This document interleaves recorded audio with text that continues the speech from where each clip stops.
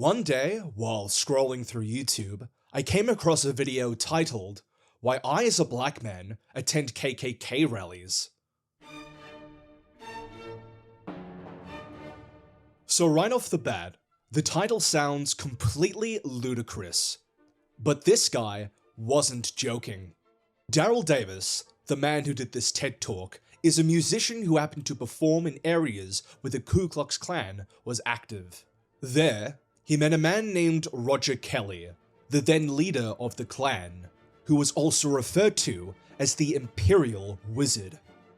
After an initially tense meeting, Daryl and Roger eventually became friends. After a few years, Roger left the Klan and gave his robes to Daryl. Since then, Daryl helped around 200 other Klan members leave the organization. I am a musician, not a psychologist or sociologist. If I can do that, anybody in here can do that. Yeah, he didn't join the KKK, he made people leave. This intrigued me like the other 12 million people who also watched this, and it was also partly what inspired me to become a therapist. Maybe not a psychologist, but someone who wants to talk to people and help them grow. I was also puzzled because it made me ask this question: why did this work? Whilst I am not a qualified therapist yet, what I can say is that the way Daryl talked to these people can be explained by a simple yet practical model that is used within therapy: the 3 core conditions.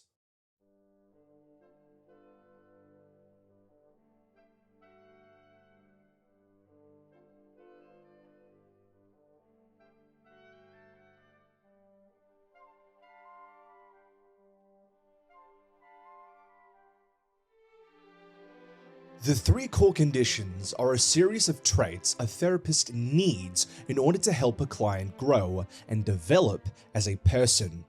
These are empathy, unconditional positive regard, and congruence. This model was created by a psychologist named Carl Rogers. Before Rogers, therapy was seen more like medicine, where you saw a professional to fix something about you. Something that is wrong about you. Instead, Carl's framework allowed for a space to help anyone reflect, to provide a space to learn and grow.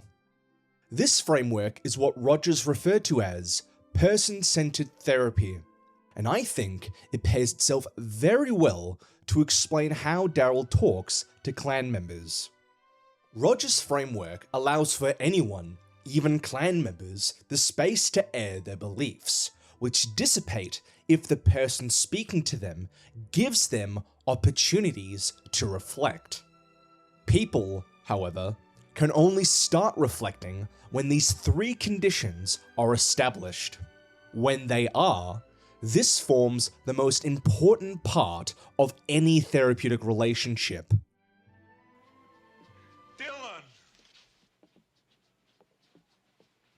Son of a bitch. The therapeutic alliance. The therapeutic alliance is so important because people only open up if they believe the other is not going to judge them. But we should judge them, you might think. They're racist and bigoted. Why would they deserve the time and day to be listened to? This is a fair counter-objection. Yes, what Klan members believe is immoral. The purpose of forming trust in this case is to allow a friendly space for someone to alter their beliefs. Because these 3 conditions are the precursor to trust, let's go in depth with how Daryl used them. Starting off with empathy. Auf Wiedersehen.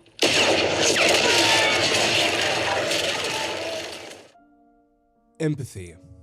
It means entering the private perceptual world of the other and becoming thoroughly at home in it.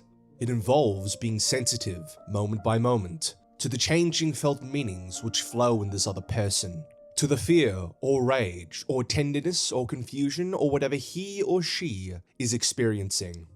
It means temporarily living in the other's life, moving about in it delicately, without making judgments. To have empathy is to actively try to get why someone believes something, even if you don't agree with it. And what empathy also allows for is to help someone lower their defenses. This may not seem like it's practical, but empathy also allows someone to lower their defenses so they feel safe. And when they feel safe, they are not likely to get upset. A therapist or person like Daryl is willing to talk to someone with immoral beliefs because this is how they get to the source of the issue. In Daryl's case, despite being a black man, he is more than willing to talk to clan members because he is willing above all else to respect them despite their racist beliefs. Which sounds counterintuitive, but it allows a person to relay their thoughts without judgment. And when their thoughts are relayed without judgment, that means they are less likely to become defensive, as Daryl provides no reason for them to do so. He does not get angry or upset with them. He speaks with a calm demeanor. If he had behaved any other way that was negative, that would have just been used as confirmation bias. By Daryl showing kindness and showing genuine interest and concern for the clan members' lives is the very crucible for growth. But there's a glaring problem here. Are people not allowed to be angry when someone states something that advocates for their eradication? Because they are not likely to change, and may still want to retain their pathological beliefs. This is the conundrum that Daryl faced with Mr. Kelly and all the other clan members that he spoke to. Because empathy in itself is insufficient, it must come from the next part of the model: unconditional, positive regard. UPR. It involves as much feelings of acceptance for the client's expression of negative, bad, painful, fearful, defensive, abnormal feelings as for their expression of good, positive, mature, confident, social feelings, as much acceptance of ways in which they are inconsistent as of ways in which they are consistent. It means caring for the client, but not in a possessive way or in such a way as to simply satisfy the therapist's own needs.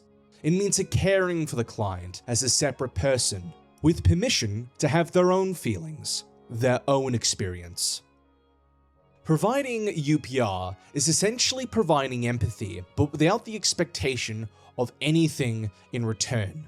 It's solely to help someone grow. If this was conditional, he would only speak to these people if they weren't racist. This means that using UPR relies on a form of acceptance.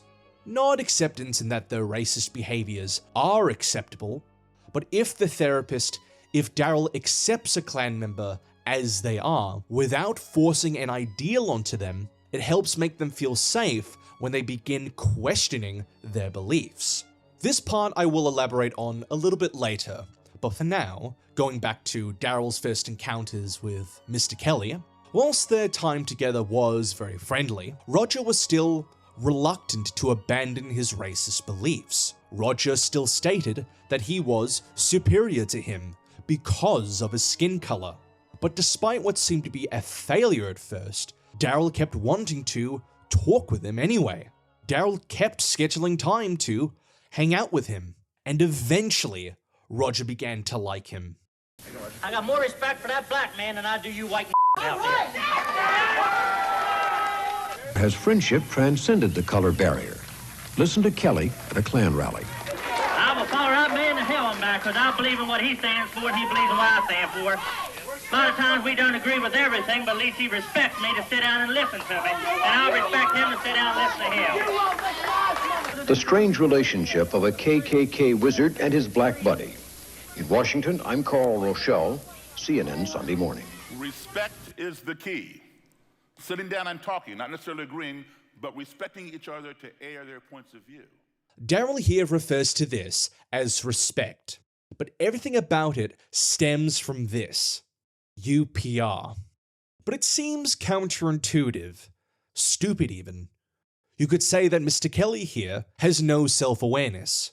Why would a racist who openly states that they dislike black people say the exact opposite about one? Well, that's not what Kelly believed. He believed this. And I believe in separation of the races. I believe that's in the best interest of all races.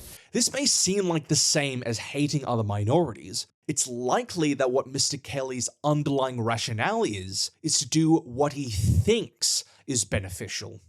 This connects to the very last part of the model, which is applicable both to Daryl, Mr. Kelly, and the rest of the clan members. Congruency. Congruency is the feelings that the counselor is experiencing are available to his awareness, that he can live with these feelings, be them in the relationship, and able to communicate them if appropriate. It means that they're being themselves, and not denying themselves. Congruency, in other words, means you match your values with your actions. You do what you say, and you say what you do. This is the most important part of the model, because this is the basis for how empathy is utilized in practice. With Daryl embodying his values of interest and compassionate listening into the forefront of each conversation he is having. He said openly to all of the clan members that he was not there to lie to them or manipulate them in any way, but that he was there only to talk to them and listen to them. And importantly, he followed through with this. But the clan members were still not willing to abandon their beliefs, despite Daryl's empathy, despite UPR, and despite being congruent with these ideals.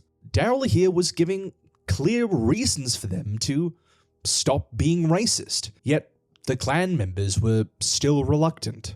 So this really begs the question, why do people retain their beliefs despite opposing information? Well, there is an answer for this, but it's not easy to say. So, in order to answer this, we have to depart from Rogers and talk about a concept outlined by a different psychologist, and his name is Rollo May.